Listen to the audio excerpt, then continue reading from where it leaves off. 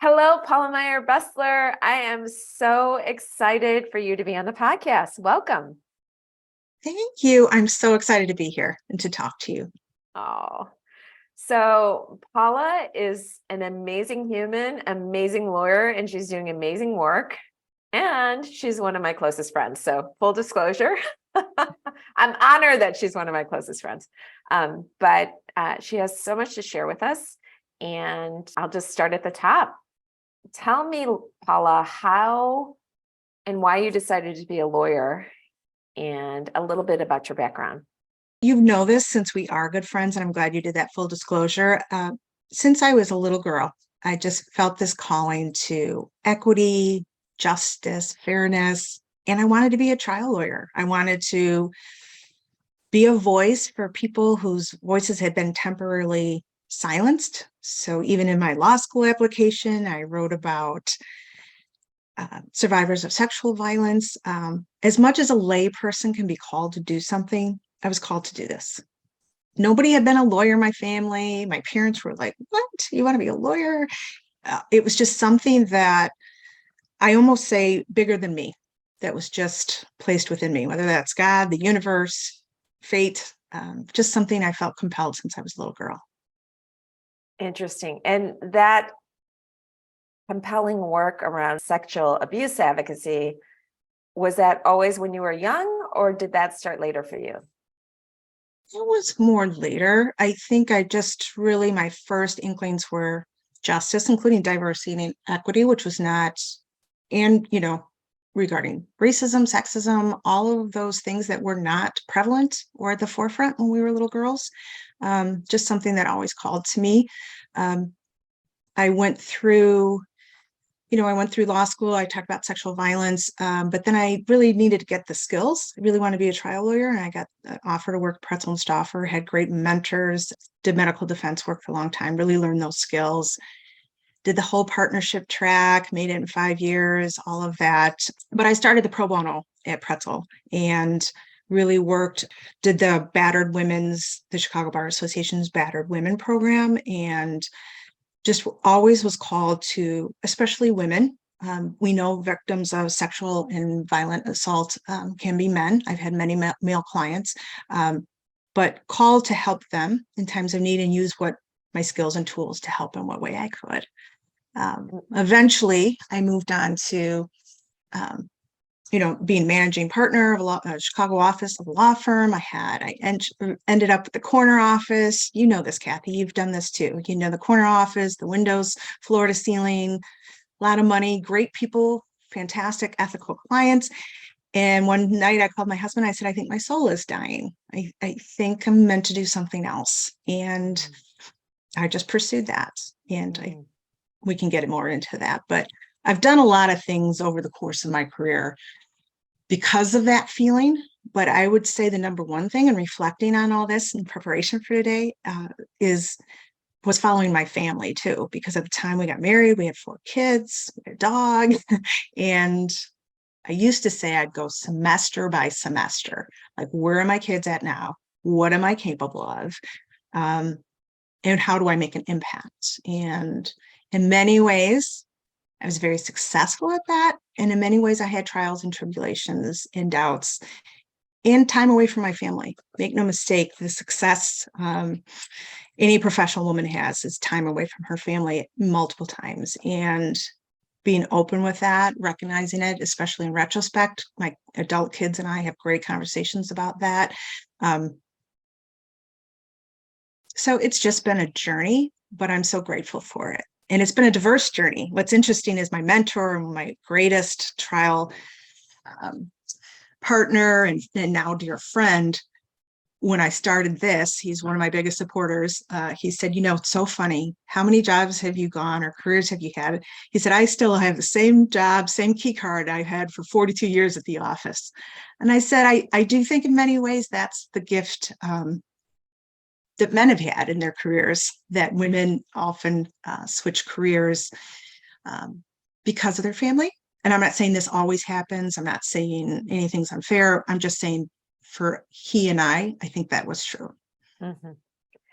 You've always managed to not only do these different career paths, you've also managed to be very successful at them. I mean, you worked at a hospital for a long time, doing, amazing work there as well. What do you believe has contributed to your success in different venues? Genuine interest in other people. I'm fascinated by people. I always have been. When you're asked questions and people have to answer you, unlike your family. And so my genuine interest in people, my authenticity for justice and kindness and caring. I have many faults, many insecurities, but I think something that I feel very steadfast in that I've had from day one is just an innate sense of fairness and caring for other people. I think that's been passed down to me from generations of strong women. My grandmother, my mother, my sister, very strong women. And that authenticity, and then also knowing when to leave, which was initially very tough, but knowing when I couldn't do it all. Like that famous quote, Ruth Bader Ginsburg said, "You can't have it all at once." And I had a senior woman partner, who back in, when I first started, that was not a great life, she had 4 children. And she said to me, she kind of did a variation of that quote. She said, "You can have it all, you just don't have to have it all at the same time." And that was cathartic for me. That opened my life. Like I thought, okay, this semester, we have this sports, we have this going on, we have that.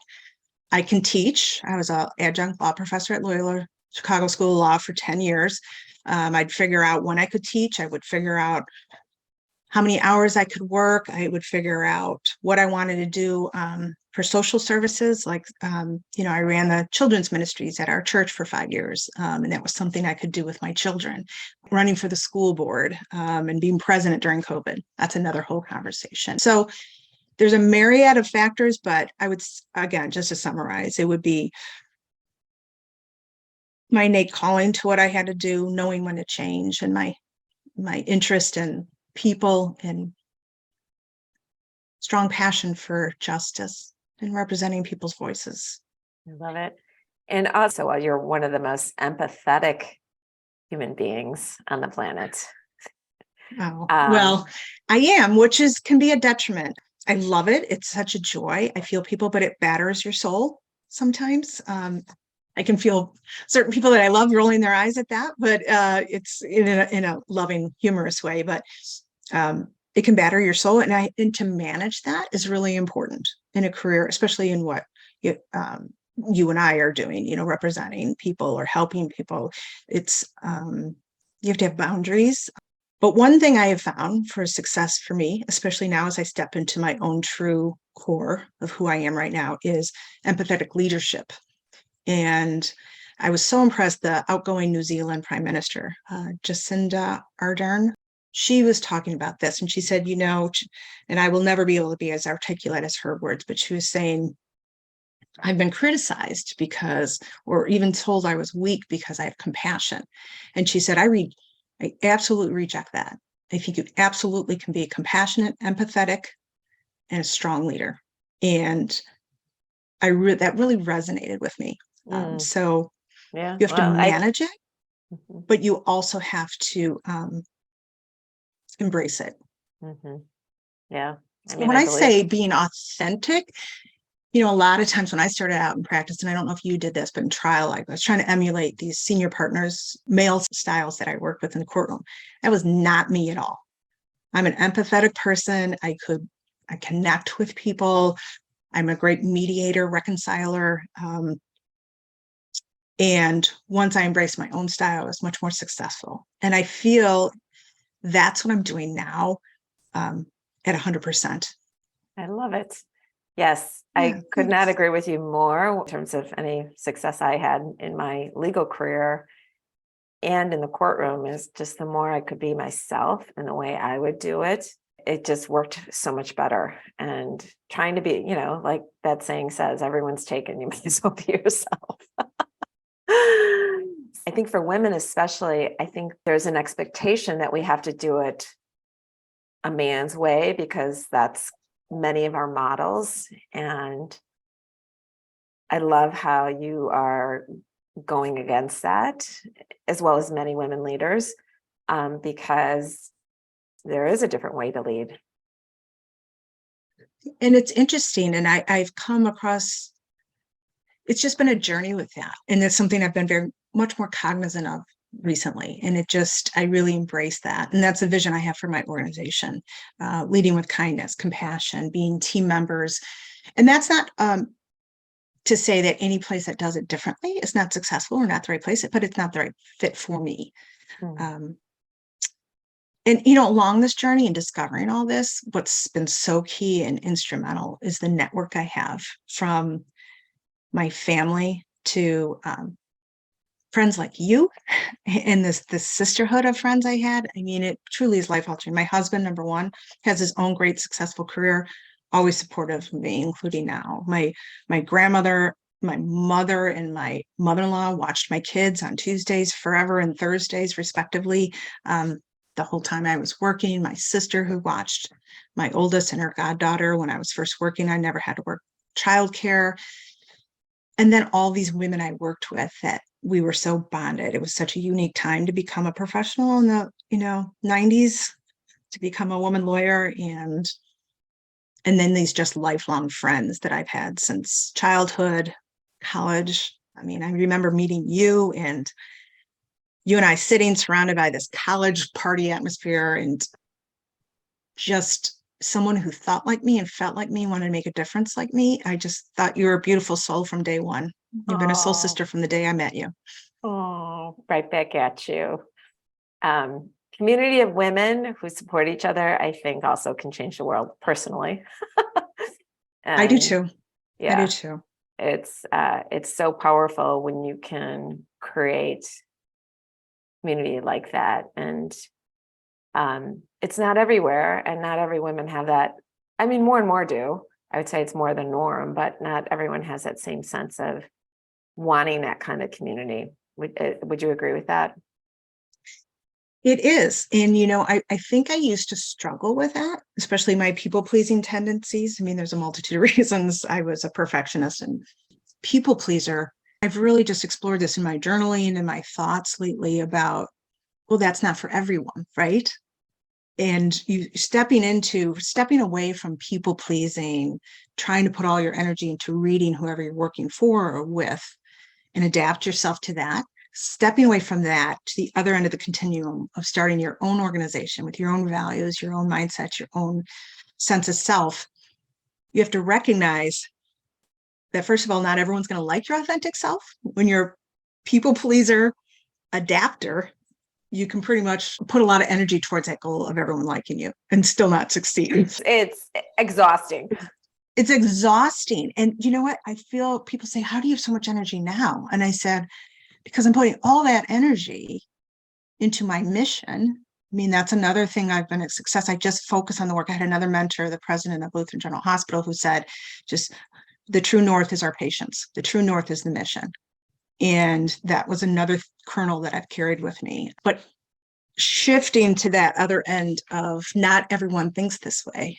This is not everyone's. And it's okay if this person's not an organizational fit with your vision, or you're not an organizational fit with somebody else's culture or environment. It's the fact that you have discernment to figure that out, and that you follow what is right for you and for your mission, or that you have, I think it's critical to have crucial conversations, transparency, respect, civility, professionalism in all conversations, and to be open about that. Yeah. I think also, and that's right? something that I really utilized as a school board member, especially president, during 3 years of COVID. I think we saw so many other behaviors from so many different viewpoints. And the team there, like our board, never always agreed, but we maintained our civility, respect, and for the public and for all opinions. And yeah, again, I think it boils down to human decency and kindness and respect, and then following who you are and not faulting anybody if they are different than you or have different views than you. Well said. I think for me, and it sounds like for you as well, it's just like as much as you can be in your own integrity about whatever you're doing and Oh, I stick love that. to that, Yes. then it's so much easier to ignore when people don't like you or you perceive they don't like you. Because I am a huge former people pleaser. It still creeps up. But Me too. that's helped me. Me as well. Still find where it's almost muscle memory, right? You can sense someone doesn't like you, and then you're trying harder and you're expending your energy there. And I don't know what that is. I do think it's more pervasive in women than men. I also think, don't you I mean, you worked in a male dominated culture for many years. I mean, the laws, and of course, Yes. women have been coming out equally from law school since the 80s, but as you go up the ranks, it's more male. The statistics show that. Mhm. And in litigation, it's more male. So, and there's wonderful male lawyers. This is not a criticism against all No, male lawyers, but yeah. there is a culture that you feel like, just my perspective, you have to like, oh my gosh, they have to like you, or you have to get along. You can't be too bitchy. You can't be too this or that. What do you have to say about that? Absolutely. And I think you articulated it wonderfully there. It was just such a different landscape when we started. And thankfully, it has shifted exponentially. But we can't forget where we've come from, in any movement or how any movement affects another one. We have to be cognizant of all of it, but you can't ever forget our history either. And the landscape when you and I graduated law school, my law school class at Loyola was the first 50% women class. I graduated 89. And it was almost especially in litigation. I had 4 older brothers. I had always had great male friends who are fantastic individuals. And it was almost expected that you roll with it, that the culture of just a very different culture that wouldn't be accepted now, that you roll with it, that you're kind of, have a sense of humor, that you're a good sport, that you're a bulldog in the courtroom, but yet you're very polite when negotiating your raise. And that was one of my examples of it. Thankfully, again, a partner and my mentor and dear friend now, you have these beacons of people who truly were ahead of their time or true to what we're speaking about now at that time. And I'm very grateful for them because there's a lot of great people I worked with. I'll never forget. It's just a funny story, like just an example. If you want to tell, we won't even say what judge it was. No, don't say the judge. Yeah. You were presenting the emotion in the courtroom, and would you share that story? Because it's pretty funny. Just to give an example. Yes. When I was expecting. Yeah. Well, actually, it was in judges' chambers, and it was a huge, huge multi-million-dollar medical case, and we were negotiating. And I think there was 9 other co-defendant lawyers, and the opposing attorney was a lawyer, and the judge was an older male judge. And I was 6-7 months pregnant, and I think I was arguing some motion, and the judge said, "You look fantastic. You haven't gained any weight anywhere else in your body. Stand up, turn around. How much weight have you gained?" I was so mortified. This is in the 90s, and didn't say a word, played along, did what I had to do. And I left, and this was unheard of back then. But another one of the co-defense counsel came up to me and said, "I think you should do something about that." And I said, "That's just career suicide." Back then you could never, you just had to roll with it. And when I think back on that now, I'm so grateful for my 3 daughters who are all professionals now, that at least that's not accepted. It's funny in retrospect, but in the moment, it's, when I look at it, it's like, how horrifying. But that was pretty much every day, right? I mean, I have a lot of very, very common. I have a lot of good stories too, but that's not what we're going to focus on. But just to give people the idea of the different challenges you've had through your, very successful career. And that was just one of them. Well, and to my firm's credit, because I don't want to end on a negative, like I said, Brian, the partner I worked for and all of that, like, I mean, he really highlighted and recognized, and even I think shared this when I made partner, that the challenges and how I navigated them, professionally. And Mhm. so there's many people who work to make it an even better place. We all evolve. So it's always a journey. It's always a journey. So tell us about your current agency that you just started, and tell us specific examples of who you help. Yeah, and just share more about that, because it's very exciting and it's very powerful Sure. work. Sure. So I have been, up until recently, I've been representing directly survivors of sexual violence and really getting back into the core of the legalities of that. But I had in previous, I had worked in anti-sex trafficking organization, really been involved in policy. And when I was at Advocate Healthcare, I did some policy as well, worked with our government relations people in a relationship capacity. And I think it's important to know the law and how it affects individual survivors, but it's also to make an impact at a higher level, more globally, and to prevent additional people from becoming victims. There has to be a policy approach. So how are you changing laws? How are you changing how laws are being interpreted? How are you expanding laws for survivors so that, for instance, someone can take time off without delay to their career to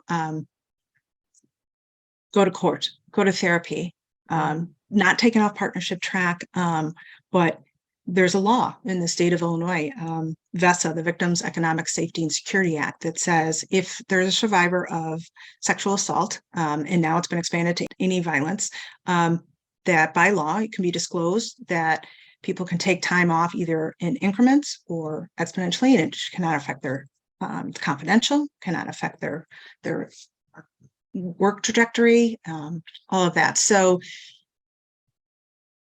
that passion and that will to take people's voices to our legislative chambers and to entities to really advocate for changes is what compelled me to do this. I love And it. it's just on a more macro level. And do you want me to talk about who I'm working with, or? Just getting back to that VESPA law, you were helpful in helping it pass. Is that right?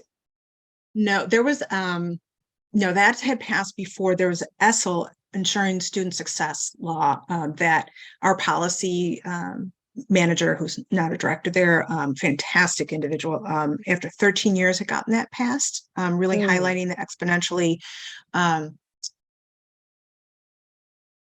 proportionately different impact of young women of color, brown and Black women. And it's really essentially a law that allows for survivors in the high school setting to get the same protections as, say, like VESA or Title IX in work environments or colleges, if they've been assaulted or if they have some violence, and how they get resources. And I was just honored to be a part, because I had been on a school board for so many years, and because of, anytime you change anything that affects public schools, I was, involved in that somewhat, and I had the relationships from being at Advocate. So, in getting back to, so I had the opportunity. We had physically moved, had the opportunity to work with Erin of Erin's Law, of which Erin, that's the personal body safety that is mandatory requirement for public schools to teach age-appropriate personal body safety from pre-K through 12th grade. She first passed it in Illinois 10 years ago. She has since passed it in 38 states. We have 12 states to go. We're focusing on Wisconsin and Florida.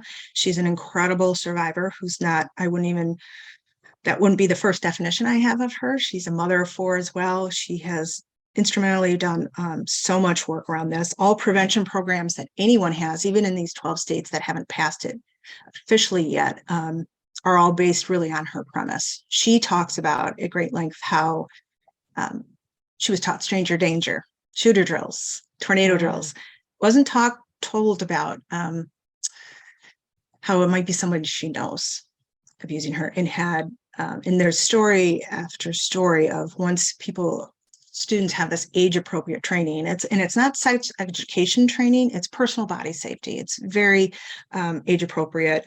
Just what's a secret that you can, when is it okay for someone to tell you this is a secret? When is it not?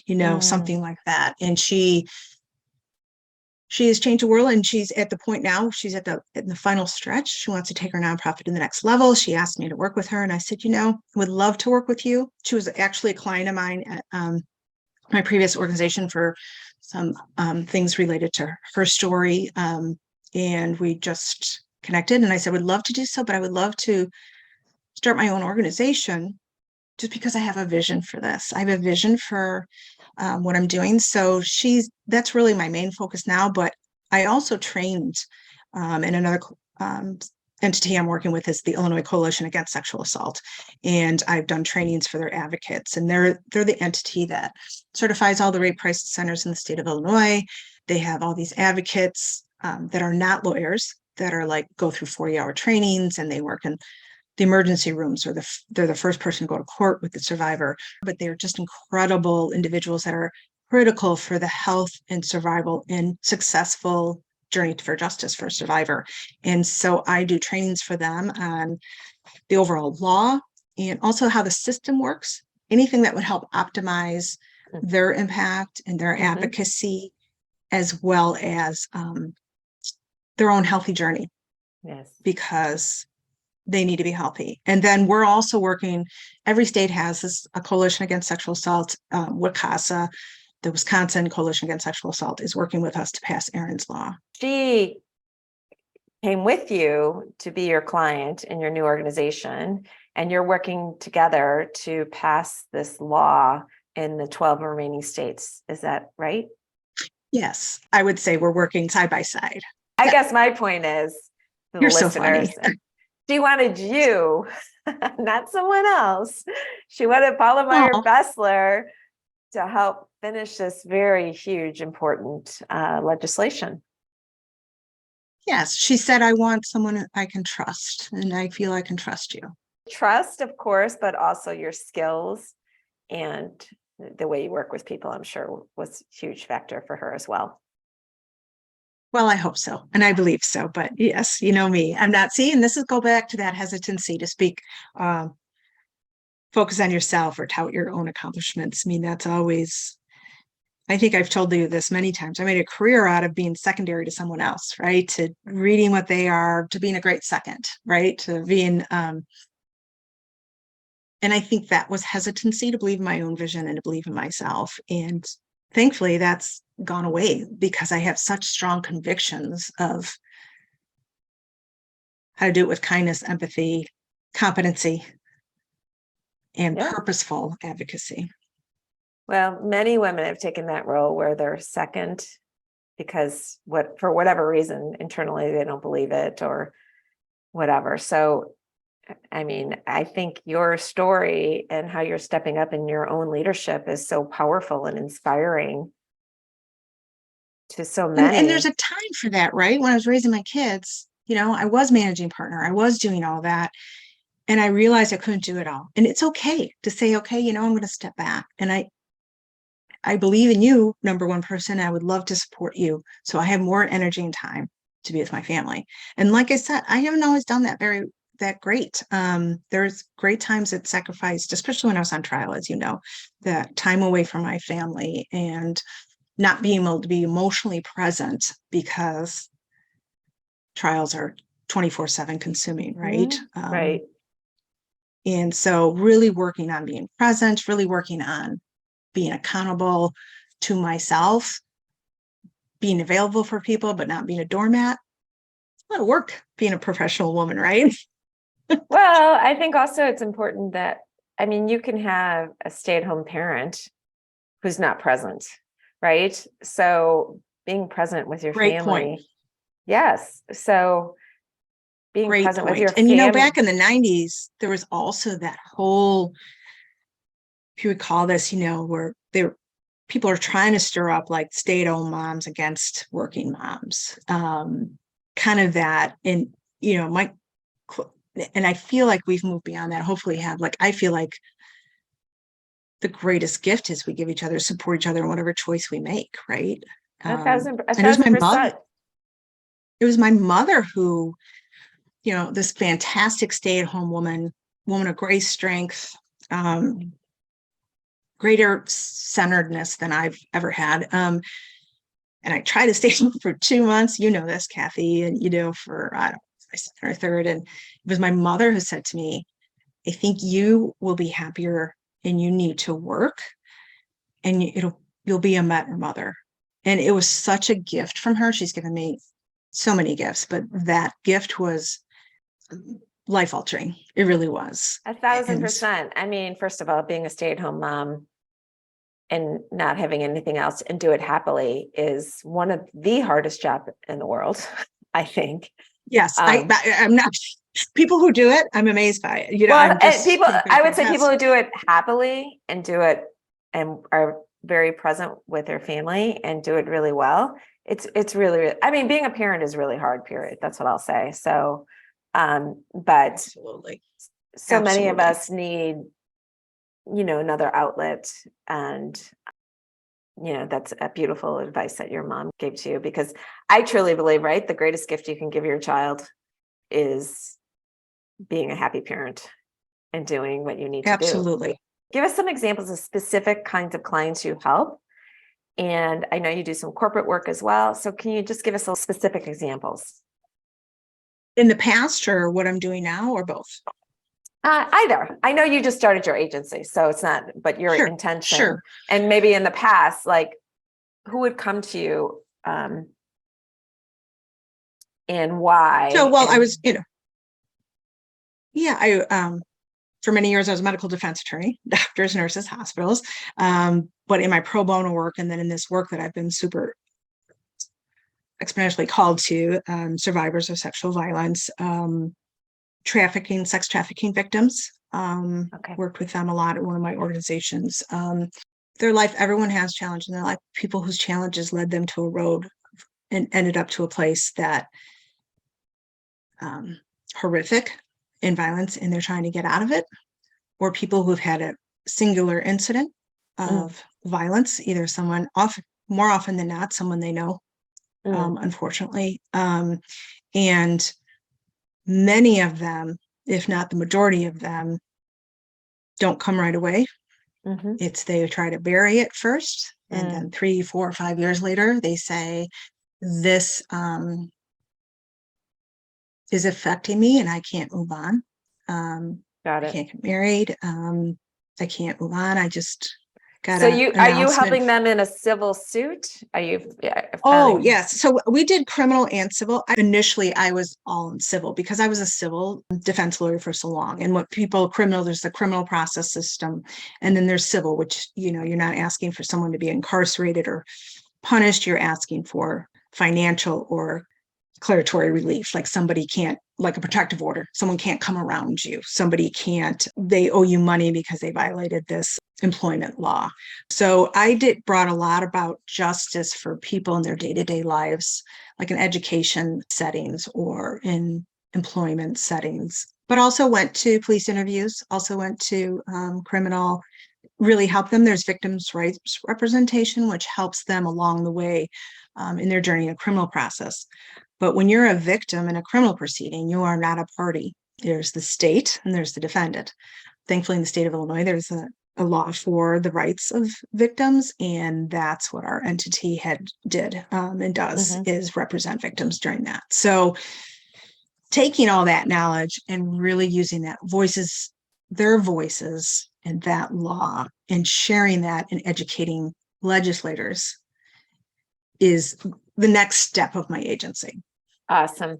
So just for the average listener who may be listening to this and hasn't been impacted by sexual abuse in some way, can you share some statistics of why this is such an important issue for women, girls, and men? There's a lot of research around the data and the statistics. and it's changing. And how do we know? Originally, the data came out like 1 in 4 women is sexually abused, and 1 in 4 girls, children, and 1 in 7 boys. What we can definitively say now, at least 1 in 10 children experience abuse. So it's Is very that prevalent in the United States? in the United States, but worldwide, it's, and keep in mind, this is all grossly underreported, right? And we've had a culture that it's either even buried or we didn't talk about it. Now, thankfully, that is changing. We talk about it and it's coming out and you hear it more and more in celebrities or people.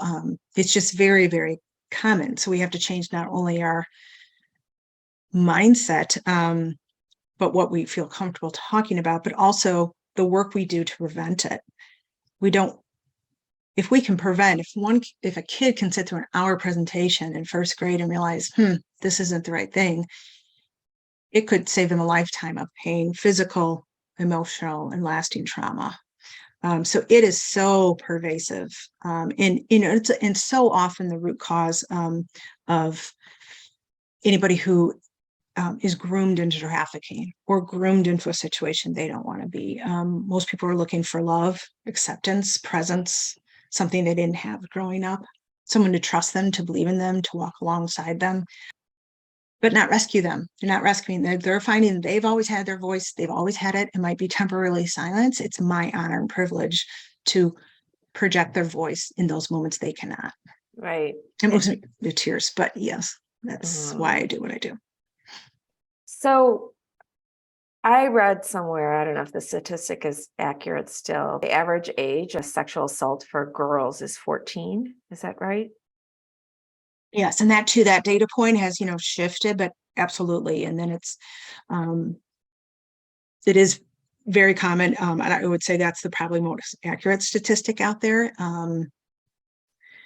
Anybody who runs away, if they're abused at home, if they run away, they're approached within the average runaway is approached within 48 hours by a trafficker. Wow. Yeah. I so mean, this is it's like, insane. and so, right. And then today with the internet, the access to unknown predators is huge, right? So what can parents do to help prevent or be more aware, for their children, I guess? Be very aware of what they're on their phones. The number one grooming tactics are Instagram, Snapchat, all the social media. I'm grateful because I don't know how I would have done it. I raised my 3 daughters, my son, when it wasn't as prevalent, because all any child has to do is post, my family doesn't understand me. And that is, they go for the emotional Achilles heel. They go for the child who's feeling not loved or not feeling mainstream, because this barrage of what it's to be popular and attractive in our society, like what they see on social media, is just beating them up. And God forbid they're being abused at home or they have issues at home. That is a recipe for being groomed. But even the kid who says, like, my family doesn't understand me, which could come out of my children any day of the week. Oh, amen. Yes. But you're saying any kind of groomer, perpetrator is going to look for something like that on social media to potentially connect with this child. 100%. Okay. And what's really important, I can love you. I care about you. I think you're beautiful. And the other thing is, and I'm sure this may be obvious, but I remember talking to a police officer once, and she said, parents think that their children are safe because they're at home, but we're allowing the internet in. And I have stacks, this is what she said, I have stacks of reports where there are 50-year-old men posing as 13-year-old girls or 13-year-old boys, of complaints. That's every day. That's their whole operation. Every day it is out there. It's, think about it, this has replaced the drug epidemic in many ways, because it's a commodity that can be used over and over. There's great money to be made in trafficking, into exploiting And young children. I want you to give people the sense, because I don't know that people really understand. I know I didn't until I talked to you more about it, but to understand how big a problem trafficking is in the United States. A lot of times when we think of trafficking, we think of, well, maybe third world countries and maybe they come here, but it's a very big problem right here. Oh, and everyone thinks it's the movie Taken. It's only over in Europe. No, it is horrific problem in our United States, right in our own backyard. The corridor from Chicago to Milwaukee, it's one of the highest trafficked areas in the country, because it's kind of, there's direct access from O'Hare to kind of a country environment and there's hotels along the way. It's proximity. Florida is one of the highest. My old organization's done exponentially a lot of work to highlight that, to address and give safe homes to the survivors, but it is so prevalent in the United States, and people have to realize it's big money. And that's, I don't mean to make it so basic, but that's why there's grooming, there's operations around it, and how do they keep feeding the system of this? And tell us, just give us an example of how there is big money in it. Can you give us a specific example? And there's estimations of all different things, but again, you can sell child over and over again. I worked with survivors who were sold 30 times a day. And, they can charge for that. Think about that when you extrapolate it out. The average time in the life, it's often referred to life, is like 7 years. Once a child is kind of brought into the system, they can be there 7 years. And because they are a child, so impossible to get out of it. And then all the psychological, I imagine, damage. Oh, yeah. And they use drugs often to sabotage them. There's two kind of traffickers. There's the Romeo trafficker, and then there's the gorilla. There's the Romeo who said, I will love you. I'm it. I want to marry you. We're going to be together. I have somebody I worked with who's incredible that she very young, her high school boyfriend, let's get married right away. And then he just started selling her. And it's I let her tell her story. She does tell it. She has a whole foundation. She's incredible. And then there's the gorilla who just uses violence and fear and, kind of your more traditional, what you think, we used to call them pimps or traffickers now, and control them physically. And I worked with another survivor who she finally got to the hospital, had all these broken bones and burns. And, we've done a lot of training with hospital systems, because the average trafficker, that's the only place that they can go in their time in the life.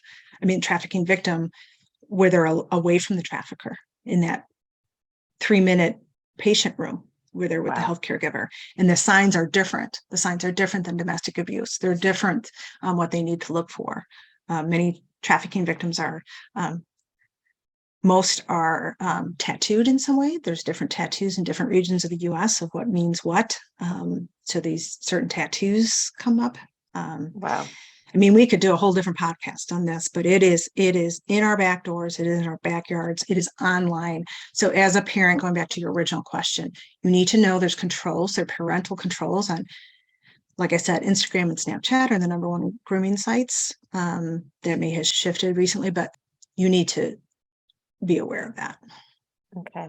Thank you. Wow. Such powerful work you're doing and taking such a leadership in changing this and also bringing awareness, because I just don't think it's something that people are aware of how prevalent it is.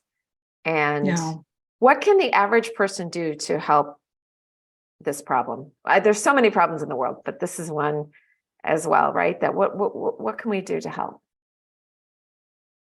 Be aware of the statistics, be aware of the vulnerable kids. Share the knowledge.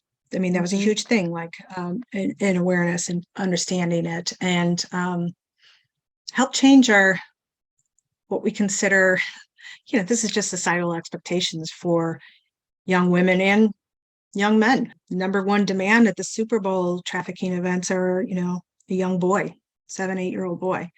And I So remember it's you telling me the statistic that is the number one place where young boys are trafficked is at the Super Bowl. yes. How many people Yeah, know and a that? lot of people dispute, there's great discussions, and you and I are based in facts, right? So there's great discussions. Is that overblown? Is that not? Does that subtract from what's being happening every day? But there is a huge, and the police force in, like, for instance, Sarasota, Florida, and other parts of Florida, because Florida has the Super Bowl so often, are very in tune and focused on that. Cook County Sheriff Tom Dart goes after the traffickers. He goes after the buyers. He went to Right. Loyola Law School too, and I've known him for years. And he's realizing that systemically we have to not accept the whole system, right? Yes. We have to address the root causes, but then also anybody who's profiting off the system. There's been laws passed now that hotels in the state of Illinois, I was with Representative Laura Murphy and the governor when they signed this, that if a hotel or a business profits off of it, a hotel can tell if someone's being trafficked, if someone's stuck in the room and people are in and out, and they're profiting off of that. So there can be consequences for that. So that's all super important. That's great, because now you're starting your own organization. So what has helped you most find your voice? Being fully present with my family and examining my family dynamics from how I grew up, and how I've raised my own kids, and where I wish I had been, where I see opportunity for improvement, where I see opportunity to break cycles, to be just fully present. I have these, like I said, I have 3 daughters in their 20s, and my son is still in college in his 20s. And my daughters are these incredible, successful professionals. I'm so proud of them, but I learn from them. I learn from them, and we have these great discussions. So truly listening to voices of their generation, being present with my family, being present in my everyday life, and cutting out the noise and listening to my authentic selves, trying to cut out the noise, which has always been very tough for me, because as a people pleaser or trying to read other people, or an empath, trying to read other people's energy distracts me from that. All those. And then daily healthy practices, spending time with my dog, laughing, sense of humor. You and I have laughed from day to the day we met. That's when I lose my sense of humor, I know it's time to do a self-check. Oh, I love it. So what has helped you quiet other voices in your head? What has helped you silence your inner critic that we all have? That's a work in progress, right? That's a daily exercise, sometimes in futility, but I would say journaling, having accountability with myself, and good dear friends like you, friends who care, that deeper level of introspection and honesty with myself, which is sometimes painful. I'm a huge believer in therapy, and recognizing your own triggers, your own sensitivities, how it impacts your family, how it impacts your work, your mission, and being accountable to that and how you want to live your life. I work at it every day. What? Some days more successfully than others. I want to make this clear, and please correct me if I'm wrong, but starting your own agency and doing it in your own way is truly, and doing something you're passionate about is really following your joy. Not only do you feel this need to do this work, a purpose, but you're also doing it in a joyful way. Could you say more about that? Absolutely. Again, it's because I feel like I'm using my time and talents to make an impact. And that's what I've been called to do. There's that saying, find what you love and what you're good at. And if God's smiling at you, they're the same thing. I feel like I'm coming into my true core, who I am, rather than being apologetic that I'm hypersensitive, or that or describing myself as too much. Embracing who I am, that I'm a strong empath, I'm sensitive, I care about people, and and I'm pretty good at advocating for them and embracing that. And I will tell you, my husband, excellent. Well, thanks. Excellent at And my husband, advocating. I do have to give a shout out to him because, we've been married 30 years and he's been telling me to do this forever. He said, you don't see the value I see in you. And just to have the belief of people that I respect so much, like him and you, and, if you have those dear friends who can be honest with you, you're a very blessed person. And I have that with him, you, other great friends that I've had. The sisterhood of friends I've had is incredible. What would you tell someone who's at the crossroads at their career? They're successful, but they're like, maybe where they're at, they're not being recognized, or they just feel like they're ready for something different. What advice or tips would you give to them? I told you I kind of would go semester by semester, and I would say, what's your vision? What's your long game vision, right? What's your long game? What do you want to say eventually? I didn't really have that. It morphed into this, but the fact that I switched several careers made me this well-rounded professional who can be an advocate, right? So if somebody's thinking long-term, I would like to be this, but in this semester or this season of my life, my kids are too busy. We have too much sports. They're on travel this or travel that. What's one thing you can do now that gets you to the long vision? So you have your long-term goals. It's like any strategic planning, right? You have your SMART goals, SMART, measurable, attainable, timeline, all that. You have your long-term goals, and then what's something I can do right now. And the other thing is, I share this. I love to mentor people, and I do it a lot. What's the bullet point you need on your resume? Right here, your CV. Like, I always kept my hand in the law. I always did. I was an adjunct law professor. I kept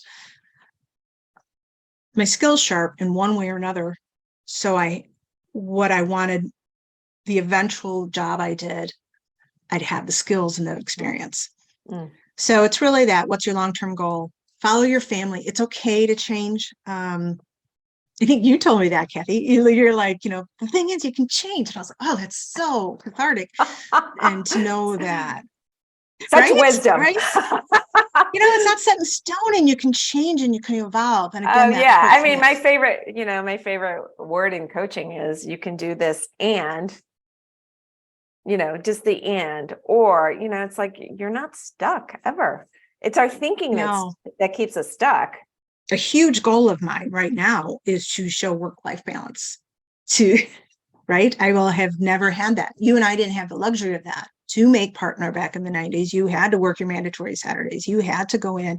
But unfortunately, that really matched with my workaholic perfectionist personality, right? So my type A embraced that. It's also a way of avoiding emotion, right? It's avoiding hard things. It's avoiding examining your triggers. Workaholism is the same thing, right? It's like, it's the addiction to avoiding uncomfortable feelings.